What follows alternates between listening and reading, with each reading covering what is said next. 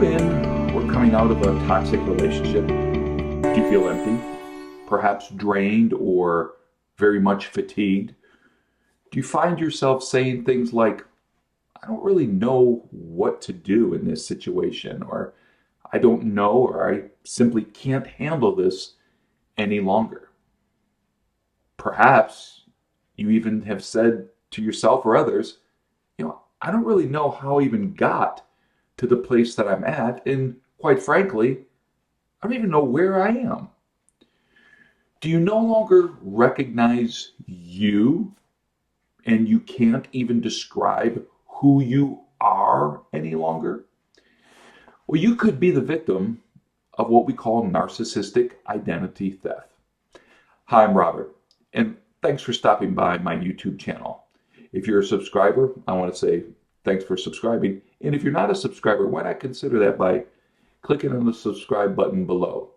Also, if after watching this video, you find that you enjoyed this video, give the thumbs up and perhaps share it with others so that we can get people the help that they need. Narcissistic identity theft, and there's a lot of information out there about narcissistic identity theft, but it can have a lot of different looks to it. But the two most common looks to narcissistic identity theft are what we refer to here as swapping identity and removing identity. Again, swapping identity and removing identity. Now, I want to talk about these two things today, specifically as it pertains to narcissistic identity theft, because as a life coach, as a deliverance minister, I am finding that in our coaching lane, that many people, specifically those that have been in married relationships for years, I'm talking about 20 and 30 years, are suffering from narcissistic identity theft.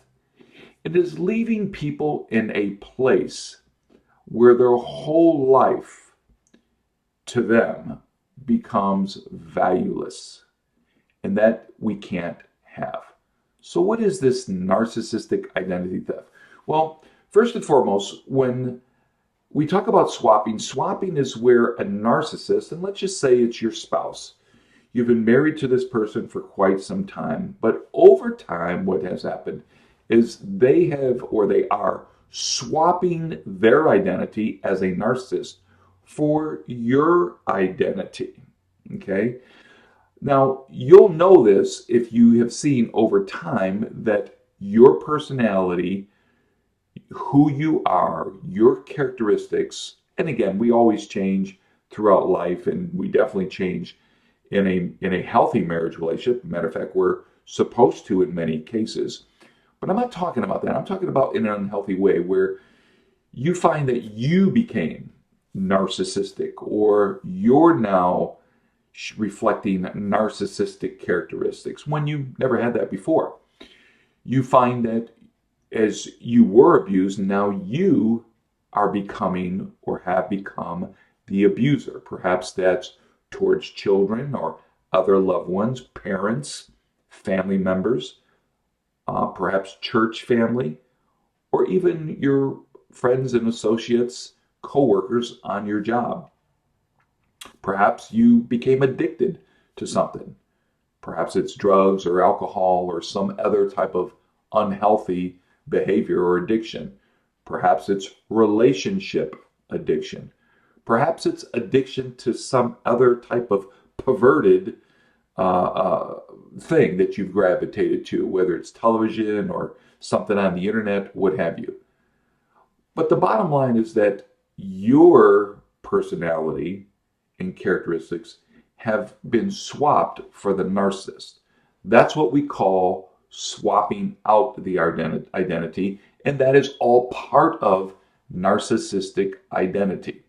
Now, I want to be real clear. When we talk about swapping, we're not talking about where the narcissist mimics you or doubles you, okay, where it leaves you alive. That's not what we're talking about. Narcissistic identity theft, whether it be the swapping component or the removal component, which we'll talk about next, is designed to eliminate you.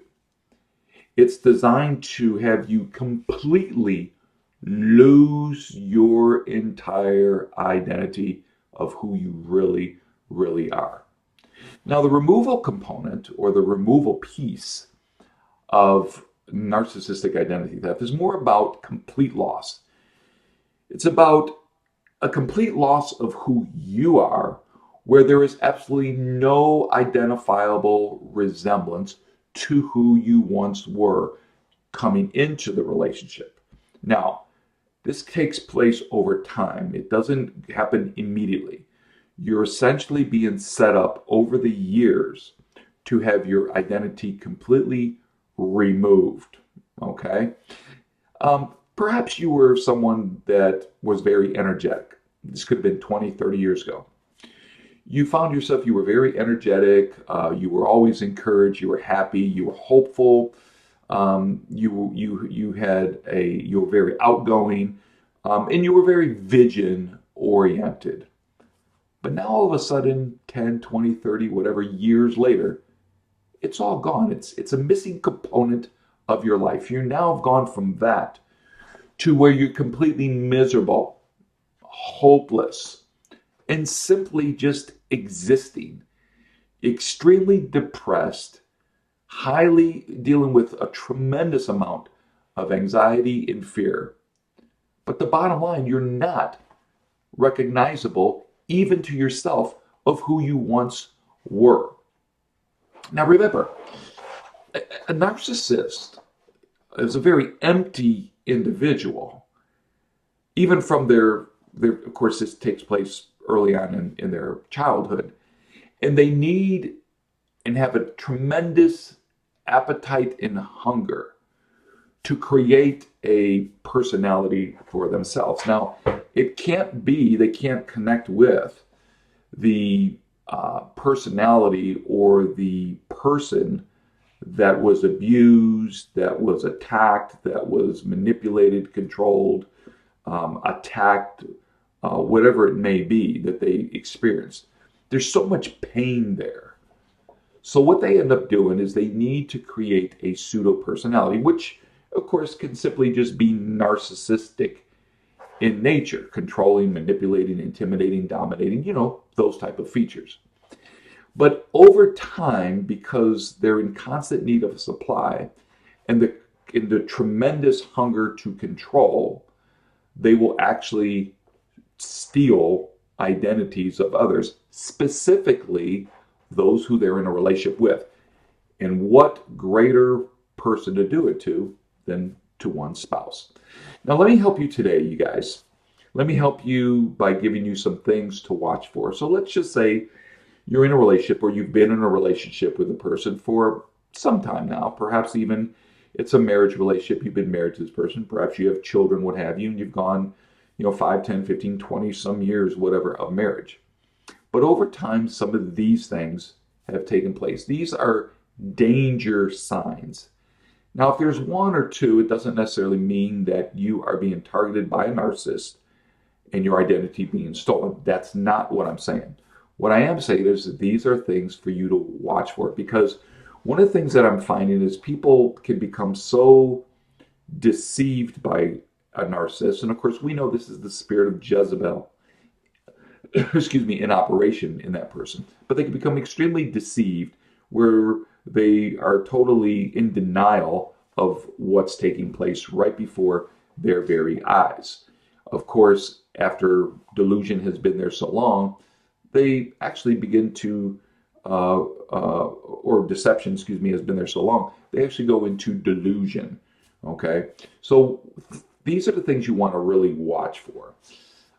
The first one would be isolation. So what does that look like? Well, perhaps you're a wife and you were told to be the stay-at-home mom, the stay-at-home wife, stay home, raise the kids, cook and clean. Now, on the surface, there's absolutely nothing wrong with that. Okay, if that's what you want to do and that's the agreement you have, then that's fine. But it could be a problem. It could be a sign. It could be an indicator that you stay here. Let me isolate you.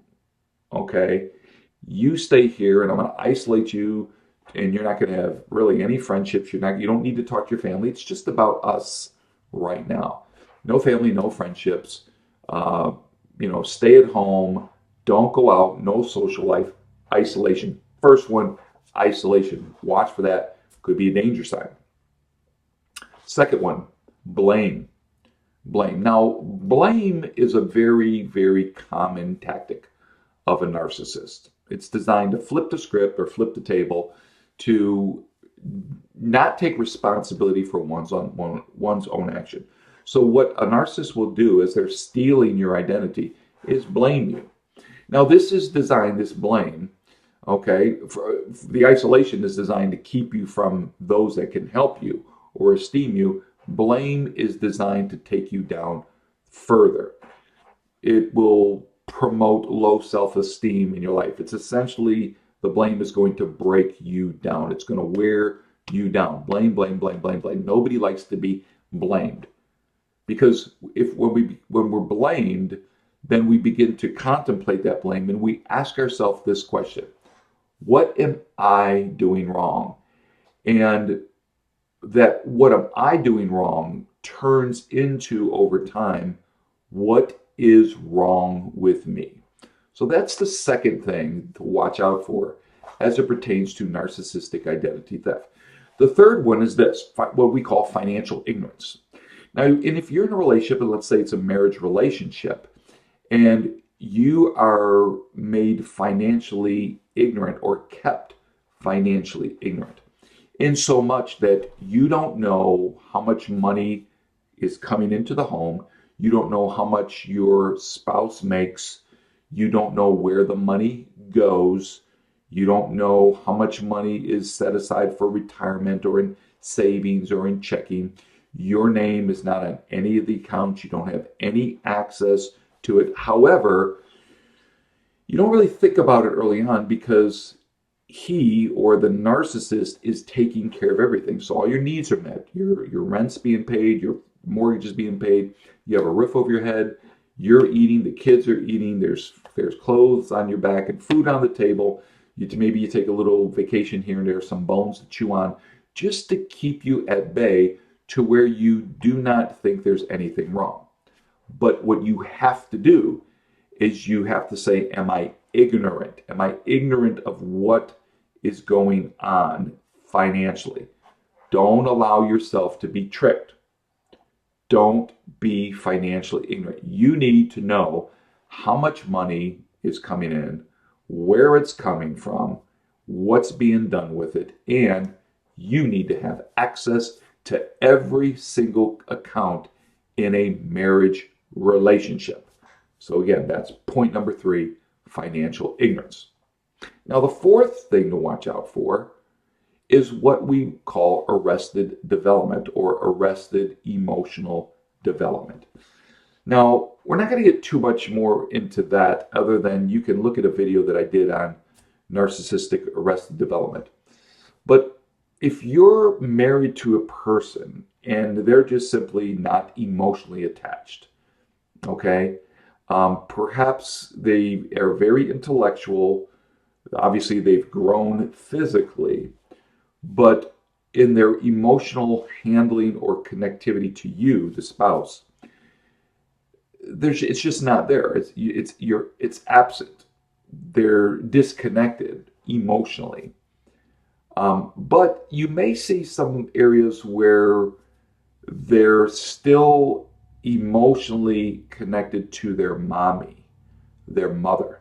Okay, they have what we call mommy issues.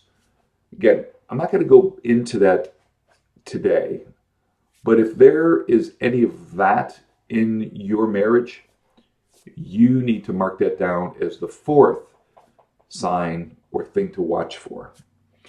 The fifth thing is there's no communication in your relationship.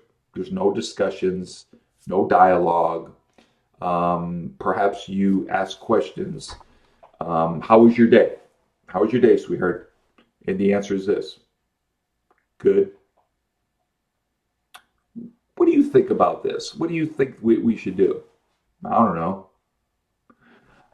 Now, again, that could be a lot of different things. And I'm not saying that that's necessarily narcissistic identity theft, but it can be an indicator, and it's simply something for you to watch out for. At the very least, these things that I'm telling you are signs of toxic behavior. But if you have enough of these, it could be that you are being set up for your identity to be stolen, or identity theft. Okay? The sixth thing to watch out for is removing you from your dreams, your hobbies, your interests, your aspirations. So anytime a person that you're in a relationship with, again, let's just say your spouse, keeps you from that, cuts you down, breaks you down, laughs at, mocks, ridicules your dreams, your hobbies, your interests, basically removes you from that. They're killing that. They're eliminating that from your life. That's designed so that, again, as your identity is being stolen over time, you have no aspiration, you have no excitement about you to do anything. And when they leave you, because they will discard you, I guarantee it. When they leave you, you won't have anything to fall back on, as it were. You're simply going to be in a hopeless state. Now, the seventh thing to watch out for is when the one you're in a relationship with, again, your spouse, creates a dependency on them only. Now, there's nothing wrong with a wife being dependent on husband as far as he's working, you're staying at home, or you can flip it and the wife is working and the husband's staying at home. I know people that do that, and it works out very, very well. But when there's been a creation of a dependency on them only, and it strips you and it strips the kids of your independence, in that, maybe a side job, perhaps, something else to bring in money, maybe an online business or home business or something like that. Getting information, knowledge, going to the library, going to church, connecting with other people. And they tell you, you don't need anybody but me. It's all about me. I'm taking care of you. And you actually feel initially pretty comfortable with that, because you feel that, hey, I got a man, he's taking care of me, and all the other stuff. But again, you have to be careful that they are not having you depend solely on them. And of course, the way that looks later on is because you have been stripped, you and the kids, of your independence. Now, when they leave you, you're looking around and you don't know what to do. You feel totally helpless. Okay? Believe me, I know what I'm talking about. I deal with this all the time, and this is real. This is what's taking place out there. The eighth thing to watch out for is if your spouse is telling you, well, you just need to quit your job. Quit your job. You don't need to have a career. You don't need to go to school. Again, it's all part of that dependency system, but it's focusing on you not being employable later on. So 10, 20, 30, whatever years later, when they leave, they are basically stealing your identity, leaving you with absolutely nothing. No identity of self to where you can go and get a job. You actually become unemployable. You have no career. You've done nothing. And again, you've no education. That's because that's what a narcissist does. Number 9, they use religious control. What do you mean? Well, religious control can look a lot of ways, but one of the ways is that they will twist scripture. They would twist, wrangle, and pervert scripture and have you to think that, and they'll use scripture like, wives, submit to your husband, and they'll just beat you down with that scripture. Now, should wives submit to their husband? Absolutely.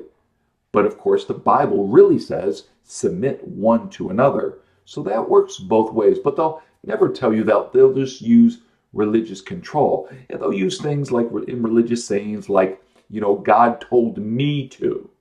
Not you. God speaks to me. They'll say things like, I'm the high priest of the home. You need to listen to me because God speaks to me and I'm your head, basically controlling you religiously. And of course, because you want a man of God, what you'll do is you will submit to that, but over time, it's all designed in unison with these other points to take you down, steal your identity, and leave you for dead. Okay? So this is a very dangerous thing when they use religious control. Okay?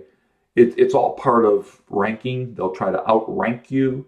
In other words, I'm anointed, you're not. I'm the one called to ministry, you're not. I'm the one that's supposed to go out and preach to people, you're not. You stay at home, you stay in your spot. And when we do that, again, that's setting you up for one day when they leave you, you have no identity. Now, the last point is, and again, I'm not going to go too deep into it because in and of itself, the title, we can expound on for hours. But what they will do is they will gaslight you. So if you're in a relationship with a narcissist and it's a marriage to a narcissist, they will gaslight you. It's guaranteed. They will, in some way, shape, or form, gaslight you and make you to feel like you're the crazy one. So they'll plant things, they'll do things, they'll say things, and of course, later on, say that they never said that. They don't know what you're talking about. You must be hearing things, or you must be making things up, or you have some phobia, or you're highly suspicious, or whatever. Now, they're very good at this game, and they can do it in so much to get other professionals, deliverance ministers, or counselors to actually, through their gaslighting, turn on you. So let's just say, for example, you and your husband, you knew that there were some problems. You didn't really know what they were, but you went for counseling, perhaps at a church, perhaps you went to a therapist or what have you. But the narcissist who's stripping you and stealing you of your identity will gaslight so much to get you to doubt you, and ultimately get those professionals that are working with you both to blame you as being the one that is actually with the one with the problem. Okay? So they'll use that, and again, that's all part of just the constant beat down and wear down of you in this relationship with a narcissist. And of course, they will gaslight, and they'll take credit for everything you've done, everything you've accomplished. And then one day, later on, at the appointed time, they will, and they've been setting up for years, they will leave you. They will disappear. They will separate from you. They will perhaps divorce you. They will go off into the deep end, as we call it, and start some other life, leaving you at home with nothing. No money, no house, no career, no job, wounded children, poor health, depressed, anxiety, probably on some type of medication. And at the end of the day, you look in the mirror and you have absolutely no idea who you are. Such a sad story, but that's how it works. So the purpose of this video is to get you to understand some of the dynamics of a narcissist who is looking to steal your identity. It's very subtle, people. It's very subtle. It doesn't just come very overtly. It's very covert. It's very subtle. And you need to be on guard. Ask questions. Come out from control. Set boundaries. Communicate. And if it's a one-sided communication, get professional help. Okay? And of course, call us. Get into our coaching lane. Let's see how we can help you. I know we can. Go to the website, summersministries.com. Set up your first appointment. We'll see what's happening, and we'll go from there. You won't regret it. Okay?